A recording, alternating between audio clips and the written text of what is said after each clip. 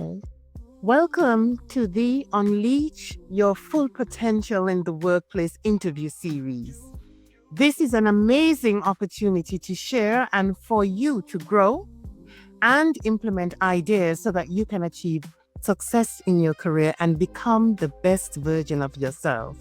I promise you that if you take action, just one action on the back of this interview, it will make a difference in your personal and professional growth. I am Corliss and I'm your host. I am bringing to you over 25 leadership experts to share their expertise and genius with you. A couple of reminders. These interviews are replayed within 24 hours. Now, if you would like to have unlimited access, then I encourage you to click on the VIP button. I know sometimes you can be very busy and not find the time, but you don't want to miss these videos. They are informative, they are instructive. And today I'm so excited to share with you another phenomenal speaker. His name is Steve Hopper.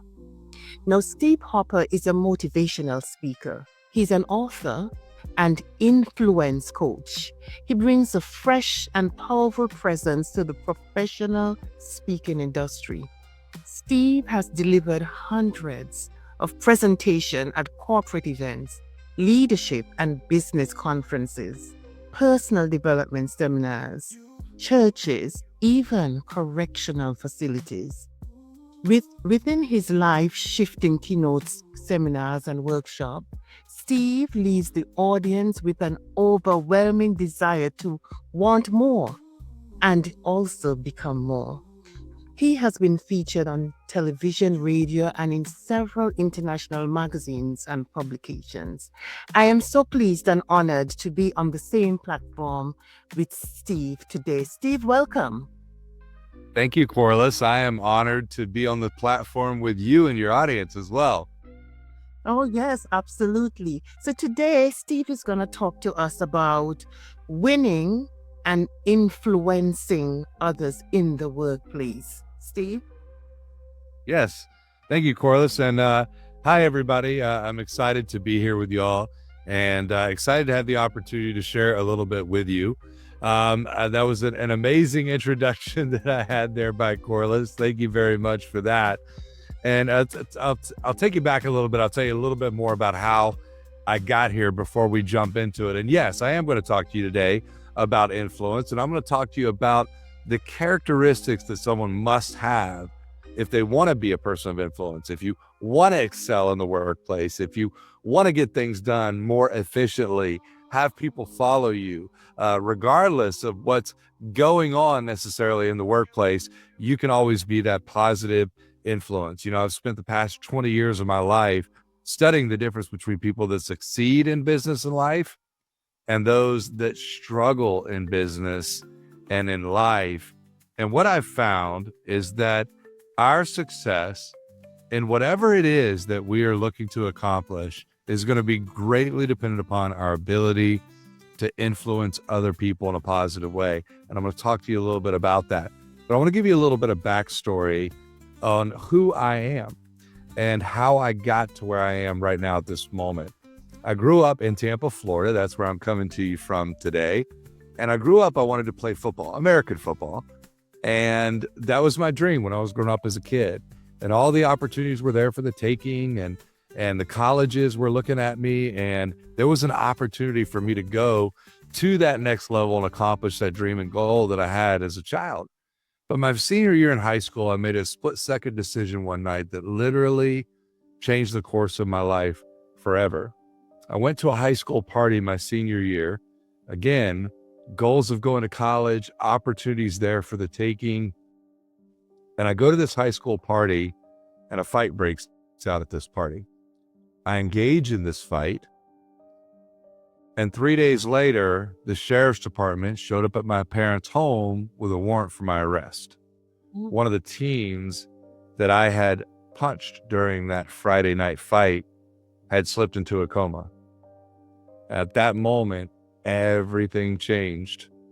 Everything changed. It was like the clock stopped ticking in my life. My father took me down, he turned me in, and the last thing he said to me before I walked into the door was, "Son, keep your head up. We're going to get this figured out. It's going to get worked out. It's going to be okay."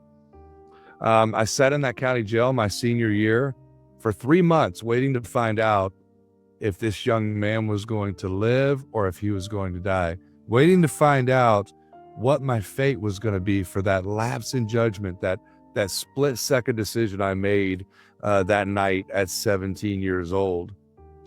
I called home about 3 months after being there in the jail, and my mom answered the phone crying and said, "Son, he came out of the coma and he's going to be okay." But when I go out and I do speak at the high schools and the middle schools, I try to impart on our youth that when you make bad decisions in life, there are almost always bad consequences that come along with those decisions. And for me, those consequences were going to be great. To make a long story short for y'all here, for that one split-second decision, that one lapse in judgment, at 17 years old, I was sentenced to 10 years in Florida State Prison. Yeah. Nothing in life had prepared me for the world that I was about to enter. I got sent to one of the worst prisons in the state of Florida. That prison has since then been shut down. The gang violence was daily, riots weekly. I saw people killed right in front of me. I fought for my life on numerous occasions. And it was about a year into my incarceration, and it was lights out time. And I was 18 years old, and that steel door slammed shut on that prison cell. And there I was sitting in the darkness. And this particular night, the weight of the world just came crashing in on me. Feelings of hopelessness, helplessness, fear, remorse, regret. The emotions consumed me so much, I crouched down in the corner of the cell and pulled my knees tight to my chest and began to cry. And for the first time in my life, the thought of suicide actually crossed my mind. I was in a dark place. Everything I'd wanted my whole life and hoped for and dreamed for up until that point was gone. I'd made one split-second bad decision that was going to cost me 10 years of my life. I was 1 year into it. I didn't think I was going to survive the next 9. So as I sat there and these emotions consumed me, I crouched down in the corner of the cell and I began to cry, And as I sat there in this dark moment, contemplating taking my own life, I remembered something that my grandfather had told me when I was a little boy. I used to spend my summers at my grandparents' house. My grandfather was always preaching at me during those summer visits and trying to impart words of wisdom on me. And one summer he got my attention and he said, "Son," he said, "just promise me one thing." I said, "Yeah, what is it, Granddaddy?" He said, "Just promise me that if you're ever at a dark moment in your life and back's against the wall and you don't feel like you have any way out, just promise that you'll drop to your knees, cry out for God." I said, "Okay, Granddaddy, sure. Whatever you say," right? Didn't think about it again until that night in that cell. Well, I took his advice that night, and it created a major shift in my life. It wasn't the night on the beach when I took that swing that changed the course of my life. It was the night in that cell that changed the course of my life. I had this overwhelming feeling of peace that night, and that my life did have purpose and it did have meaning, and that there was something that I was going to go and accomplish while I was here, but I had no idea what that was. So I spent my entire incarceration. I ended up doing 7 years on that 10-year sentence. And so I spent those 6 years that I had left in there eating, sleeping, drinking every ounce of self-development material that I could get my hands on. I didn't know what I was going to use it for one day. I didn't know that at some point I would be traveling and speaking and inspiring people and coaching. I had no idea that I'd be writing books or anything to that effect. I just wanted to develop from the inside out. So I studied. I got out of prison at 24 years old and went into the corporate world. And I began to apply the things that I was learning. I began to apply some of the things that I'm going to share with you over the next few minutes. And those things gave me, I should say, the ability to excel in that corporate environment. I grew up that corporate chain very, very quickly. Here I am, an ex-convict with no college education, And I'm climbing that corporate ladder based on some of the things that I am going to share with you here in just a moment. I ended up becoming a national sales trainer for that company and traveling around the country here in the United States, going into locations and training and motivating. And then from there, I went on to become a professional speaker and do what I do now and speak and coach to people from all walks of life. I've been blessed to have the opportunity to speak to people of many different cultures, many different professions, many different struggles in life. And it's been an absolute blessing just to pour some of the things that I've learned on my journey into others. Which brings me right back to the beginning. Our success in life is going to be dependent upon our ability to influence other people. Your success in your endeavors, your success at work, your success in your relationships are going to be dependent upon that ability to influence people in a positive way. So what are some of the very, very important key points that you must pay attention to and focus on if you want to have that ability to influence others in a positive way? Number one is attitude. John Maxwell said, attitude isn't everything, but it is the one thing that can make the biggest difference in your life. Have you ever noticed that people will actually mirror your attitude? You call up one of your friends and you start complaining and you're hemming and hawing about all the problems and all the issues that are going on. And all of a sudden your friend goes, I know. And then they start talking about all their problems and all of that. People will actually mirror your attitude.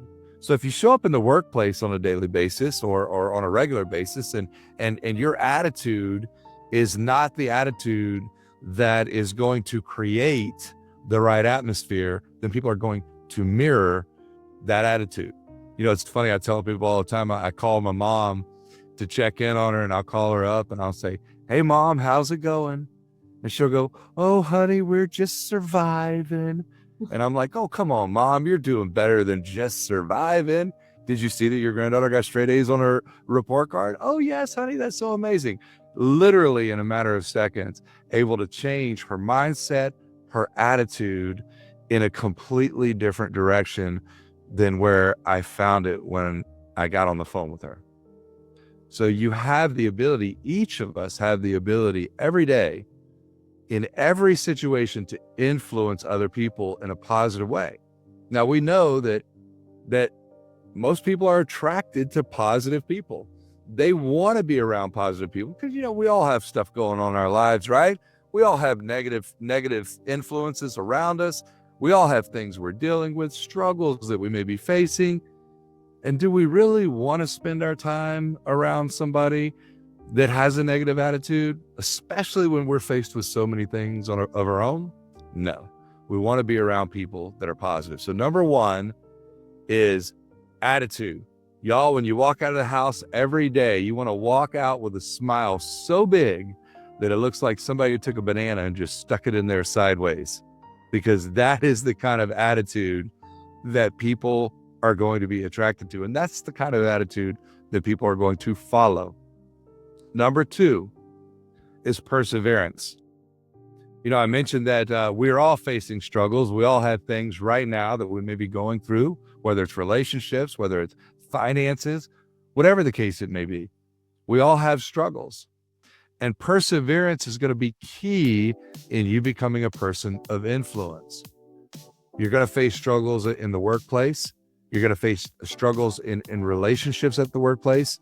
And being able to have the ability to persevere through those situations. Keep that attitude positive, of course, as you persevere.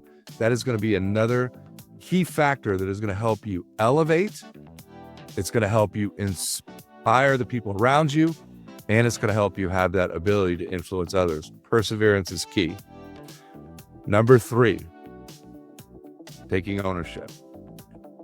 A lot of times, I not only coach people that have jobs in the corporate world, but I also coach entrepreneurs and business professionals. And one of the things that I've noticed a lot is I can always tell when somebody has come from the corporate world. In other words, somebody has been an employee of a company or organization for many years, and then they go out on their own and start their own business. And the reason I can tell right off the bat is because that owner, that new business professional, struggles to take ownership of their own business. And the reason being is because that individual is has an employee mindset. And so if you want to really grow and you really want to go to the next level in your job, in your career, in your business, then you must take ownership. You must walk in there every day like it's your business. You must treat it and approach it and have a work ethic as if your name is on the door, as if all of the profits from that business are going into your bank account. You have to take ownership of that business as if it's your own. Because even if you're an employee, regardless of what position you may be in your company, if you walk in every day and you take ownership like you own that place and you perform like you own that place, then very, very quickly, you will go to a completely new level with that company because it will be noticed and it will be recognized if you take that ownership. Attitude, persevere, take ownership. And here's your last one. Serve. Have a servant's heart. If you go in and you wake up every day and you have a mindset of service, then you will have the ability to influence other people. And what you must know and understand, as I've mentioned a couple times throughout this talk with you today, we're all struggling with something. So everyone that you come into contact with at the workplace, even the people that are in the management positions, even the CEO of your company has struggles. And if you approach people with the mindset that everybody around you is going through something, and you treat them with love, you treat them with respect, you treat them with kindness, and you have a servant's heart, a positive attitude, then you are going to have the ability to influence everybody that you come into contact with. So one more time, I want to recap for you. Every day you got to check your attitude, y'all. No matter what you are going through, you must persevere through it. And you must keep that positive attitude. You must go in and take ownership. And you must be a servant leader. Yeah. Those are just a few characteristics that will help you become more of an influencer, will help you achieve whatever goals you set forth within your organization, and will help you become that person that everybody looks up to, respects, and wants to be around. So, Corliss, I hope that was something good, and I hope it blessed somebody that's watching this. And thank you. Yeah, it was an amazing. Your story is so inspiring, Steve. And some of the things that you didn't cover this off, but from what I gather from your story, you would have had to demonstrate resilience, take personal responsibility. I'm just adding to your list. You said perseverance, you said service, and you must have overcome that adversity with the right mindset. And these are the things that you must do if you want to win and influence, and if you want to climb that corporate ladder. And I love the point that you ended with: servitude. Being able to provide service, whether it's to your community or just even to each other. So thank you so much for that powerful story. So, Steve, very quickly, you've got an offer, don't you? You've got an free offer. Yes. So I, over the years, I've had a lot of people that have approached me. I have a private and group coaching business as well, and where I, just help people, find find their way through some of the struggles they may be facing and play at a higher level. Tony Robbins said that you can't experience true joy in life until you start playing at the level that you're capable of playing at. So I've offered an opportunity, and this is not something I do often, but I have offered an opportunity if somebody would like to hop on a Zoom with me for half an hour and just lay it all on the table. Have somebody that could be there to guide them, coach them, encourage them. Then I'm making that offer today, and somebody can go and take advantage of that by going to stevehoppercoaches.com. That's stevehoppercoaches.com, and I think you're going to put that somewhere, right, Corliss? It's going to be on the link right below. So if they click on the link below, they can get straight into your website and book that consultation with you. Fantastic. So that's what I'm offering today. Take advantage. Not something I do very often, but Corliss, you're amazing. Your organization is amazing. I know this summit is amazing, and I'm just happy to be part of it. So I want to serve by offering that opportunity to spend half an hour with me. Yes. Well, thank you so much. And to my listening audience, I do hope that you guys did take away some actions from Steve's presentation. It was very powerful and inspiring. And guys, if you have not signed up yet to the VIP access, now is a good time for you to do so, because it would be great to hear this story replayed again, and you can take away these tips because they are very, very, very solid and important. So thank you so much, Steve. And I know that our audience will find this presentation beneficial. I hope so. So we've come to the end of our interview series. We want to thank our listening audience for staying this time with us. Until tomorrow, where we've got some other presentations to do, we want to wish our audience all the very best. And don't forget to click on the link into Steve's website to book that call with him. Thank you so much, my listening audience, and goodbye. Thank you, Steve. All right. Thank you.